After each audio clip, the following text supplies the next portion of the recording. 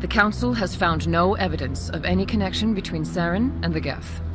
Ambassador, your petition to have him disbarred from the Spectres is denied. I'm glad to see justice was served. This meeting is adjourned.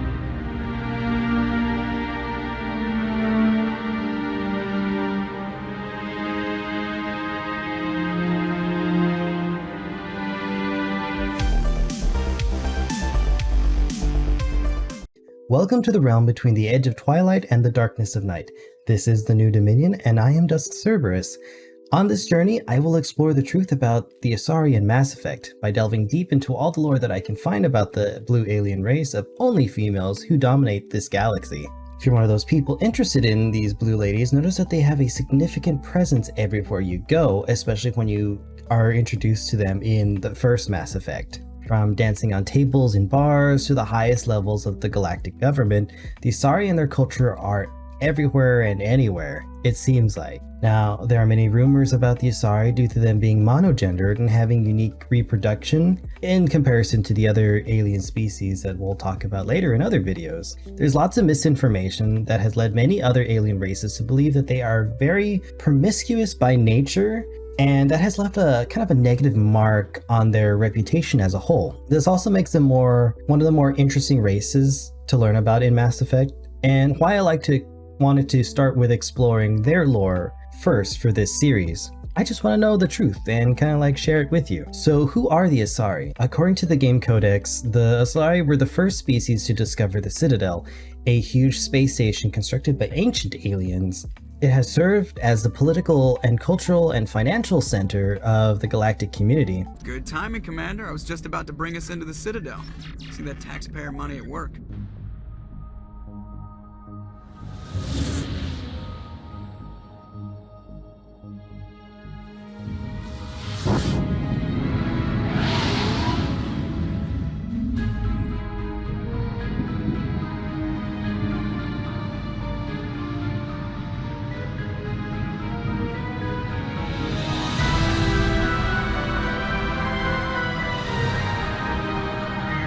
This implies that they were also one of the first spacefaring races of the current age. They come in different shades of blue, with scalp tentacles for hair and an aquatic-esque kind of look to them. Much of this is due to their world being filled with an abundance of Element Zero, a unique substance in the galaxy that produces dark energy whenever it's charged. This grants Asari the unique ability to take control of dark matter, which results in telepathic and telekinetic talents, known as biotics in Mass Effect. As mentioned before, they are an all-female race that reproduces through a form of parthenogenesis. For those of you who didn't pay attention in biology class, that kind of means basically that the Asari can reproduce without a male partner, like some of the reptiles on Earth do. Think Jurassic Park, but aliens. This unique trait allows Asari to reproduce with any member of any race or gender because they use the genetic template of the partner only, but not the actual genetic material, if that makes sense. So the genetic traits for intelligence or creativity can be used as a template, but it remains the pure Asari DNA that is used during the process. So the offspring is always going to be Asari no matter what race the other parent is. This seems to have worked very well. It has probably been a strong contributing factor to the Asari being able to spread their civilization all over the galaxy in such a wide and encompassing way. But as you can see, it can be easy for rumors to form as a result of this unique trait. See, the Asari can live for over 1,000 years and have kind of 3 life stages that they go through. Firstly is the Maiden Stage. This is the first third of their lives and consists of young Asari searching for knowledge and new experiences. They want to see as much as they can, explore, and feel everything during these years. It's selfish, but I keep thinking that if we fail, I'm only 109, Shepard. I could live to see the entire cycle come to an end. Only 109, huh? I know, it must seem strange to complain about a 1,000-year lifespan. I used to think it was sad that most aliens live such short lives. Maybe it's not such a privilege to outlive so many, to witness so much death. Thus you get Asari strippers dancing in bars. or scientists, or explorers, mercenaries. It could be just about anything. These young Asari are just there to learn and experience and enjoy their new lives, so to speak. Secondly comes the Matron Stage. During these middle years, the Asari enters a reproductively motivated phase, mating with one or multiple partners to produce more Asari offspring. This could be another Asari or an alien partner that seems interesting to them. Because they don't use the genetic material of the other partner, oftentimes Asari will look for traits like bravery or intelligence. It's the stage where Asari go to have and create families, and their choices then kind of decide how that is going to look. If they choose a partner with a species that is short-lived, then they have to take into account that they have a much longer lifespan, and their offspring, the child, is going to have two parents for half a century or so, and then is going to have to live with only the one parent, the Asari, things like that. Or if it's another Asari or a long-lived species partner, then Asari have to consider raising a family over centuries, which is also very interesting. It's a lot to consider whenever you're an Asari in a Matron Stage. Matron Stage means family building and the continuation of the Asari race. But it doesn't last forever, because lastly comes our Matriarch Stage, which makes up the last portion of the Asari lifespan.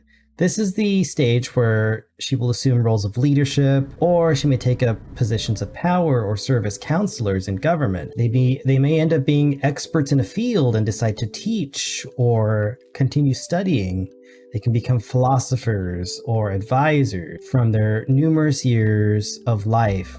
I mean, those minds have, by that time, centuries of knowledge, enough to fill entire libraries, especially if an Asari has chosen to enter a specific field of study. And by this time, their families have grown to an age where their children are exploring and trying to figure out their lives, and they need a sort of parental figure, or an older parental figure, to give advice and kind of help them along. Asari are a long-lived race and also very wise with a wealth of knowledge. There is so much more to them than their unique reproduction and their inaccurate perception of promiscuity. They are like the elves from the human fantasy books and stories, but they can also be violent and expressive like any other race. The Asari are very much in tune with the Ezo, element 0, which means they can have very, very powerful biotic abilities. And despite being feminine in appearance, they can also be very strong, using their biotics to lift massive weights and smash it down, or create singularities and use gravity to just, destroy their enemies. There's so much more lore to explore with the Asari in Mass Effect, but that would require several other videos, and I feel like this is a good introduction, at least for now. So if you like this brief overview, be sure to like the video and leave a comment on what else you would like to know or see. Consider joining the New Dominion by hitting that subscribe button as well. It'll help guide me in what other videos I should make next. So let me know. You should tell me. Comment below. So be sure to check out this video on the Solarians that I also have done right here, or maybe over here. Yes. Right over here. The Solarians are the second alien race to join the Citadel Council and help the Asari kind of shape and develop the galactic community. If you want to support me more, be sure to check out my Twitch channel, where I stream games like Mass Effect on Wednesdays and Thursdays, 10 a.m. Central Time.